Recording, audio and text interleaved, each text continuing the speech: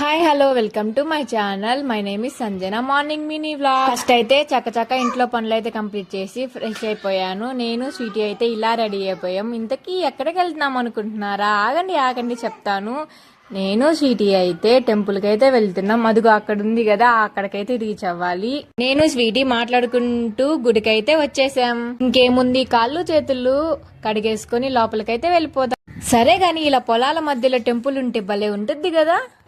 మీకు ఇలా నచ్చుతుందా లేక నార్మల్ గా ఉంటే నచ్చుతుందా? కామెంట్ అయితే చేసేయండి.